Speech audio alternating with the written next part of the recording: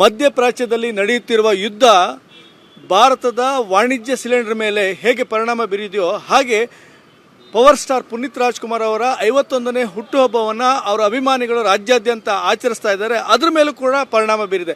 ನಾನೀಗ ಶಿವಮೊಗ್ಗದ ಮಲ್ಲಿಕಾರ್ಜುನ ಟಾಕೀಸ್ ಎದುರುಗಡೆ ನಿಂತಿದ್ದೀನಿ. ಈ ಮಲ್ಲಿಕಾರ್ಜುನ ಟಾಕೀಸ್ನ ಮುಂಭಾಗದಲ್ಲಿ ಅಭಿಮಾನಿಗಳು ದೊಡ್ಡದ ಕಟ್ಔಟ್ಗಳನ್ನು ಹಾಕಿ ಪುನೀತ್ ರಾಜ್ಕುಮಾರ್ ಅವರ ಹುಟ್ಟುಹಬ್ಬಕ್ಕೆ ಶುಭಾಶಯಗಳನ್ನು ಕೋರಿದ್ದಲ್ಲದೆ ಒಂದು ಸಾರ್ವಜನಿಕ ಅನ್ನ ಸಂತರ್ಪಣೆ ಕಾರ್ಯಕ್ರಮವನ್ನು ಕೂಡ ಫುಟ್ಪಾತ್ ಮೇಲೆ ವ್ಯವಸ್ಥೆ ಮಾಡಿದ್ದಾರೆ.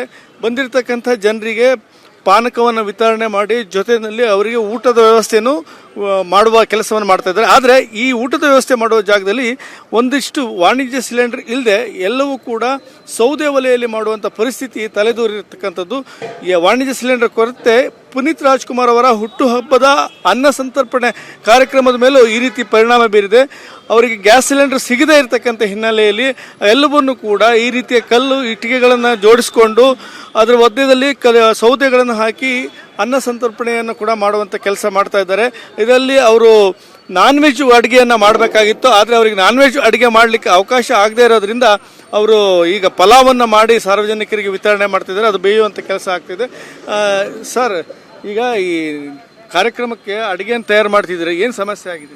ಸಿಲಿಂಡರ್ದೇ ಮೇನ್ ಸಮಸ್ಯೆ ಆಗಿದೆ. ನಿನ್ನೆ ರಾತ್ರಿ 12 ಗಂಟೆ ತನಕ ಮುದವರು ಹುಡುಕಿದ್ದಾರೆ ಸಿಲಿಂಡರ್ ಸಿಗತ್ತೇನೋ ಅಂತ ಭರವಸೆ ಕೊಟ್ಟಿದ್ರು. ಪಾಪ ಸಿಲಿಂಡರ್ ಸಿಗ್ಲಿಲ್ಲ ಕಾರಣ ಏಕಾಏಕಿ ರಾತ್ರಿ 12 ಗಂಟೆಗೆ ಹೇಳಿದ್ರು ಸಿಲಿಂಡರ್ ಸಿಗ್ತಾಯಿಲ್ಲ, ಏನು ಮಾಡೋಣ ಅಂತ ಕೇಳಿದ್ರು. ಅದಕ್ಕೆ ಸಿಲಿಂಡರ್ ಇಲ್ಲ ಅಂದ್ರೇನೋ ಸೌದೆ ಒಲೆಯಲ್ಲಿ ಮಾಡೋಣ ಅಂತೇಳಿ ಮಾಡೋಕ್ಕೆ ಹಚ್ಕೊಂಡ್ವಿ. ಬೆಳಿಗ್ಗೆ ಹೋಗಿ ಸೌದೆ ತೊಗೊಂಡು 1 ಟನ್ ಸೌದೆ ಆಯಿತು, ತೊಗೊಂಡು ಬಂದು ಅಡುಗೆ ಮಾಡ್ತಾಯಿದ್ದೀವಿ. ಭಾರಿ ಕಷ್ಟ ಆಗ್ತಿದೆ. ಸಿಲಿಂಡರ್ ಇದ್ದಿದ್ರೆ ನಿನ್ನೆ ಹೋದ ವರ್ಷ ಇಷ್ಟೊತ್ತಿಗೆ ಅಡುಗೆ ಮುಗಿಸಿದ್ವಿ 5,000 ಜನಕ್ಕೆ. ಇನ್ನೂ 1,500 ಜನಕ್ಕೆ ಮಾಡ್ತಾಯಿದ್ದೀವಿ.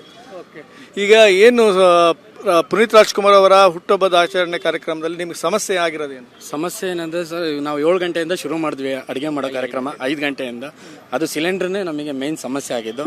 ಆದರೆ ಇವತ್ತು ಈ ಸರಿ ಏನು ವಿಶೇಷತೆ ಆಯಿತು ಅಂದರೆ ಸೌದೆ ಒಲೆಯಲ್ಲಿ ಶುರು ಮಾಡಿದ್ದೀವಿ. ಅದು ವಿಭಿನ್ನವಾಗಿರುತ್ತೆ, ಆಮೇಲೆ ಟೇಸ್ಟ್ ಆಗಿರುತ್ತೆ ಅಂದ್ಕೊಂಡು ನಾವು ಸಮಾಧಾನ ಆಗಿದ್ದೀವಿ.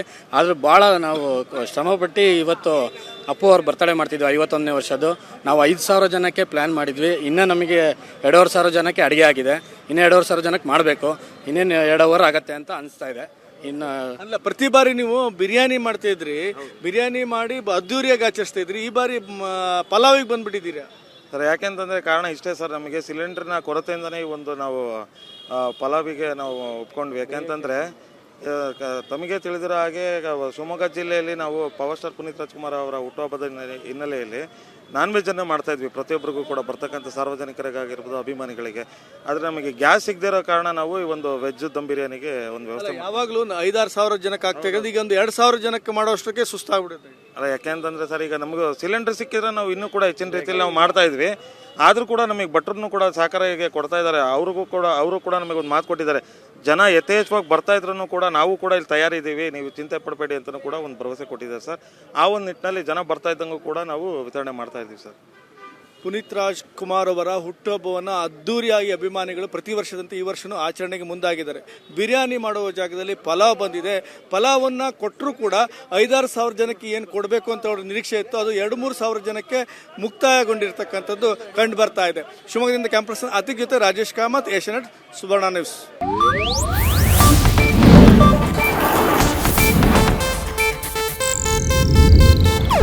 ಇದು ಏಷ್ಯಾನೆಟ್ ನ್ಯೂಸ್ ನೆಟ್ವರ್ಕ್ ಪ್ರಸ್ತುತಿ.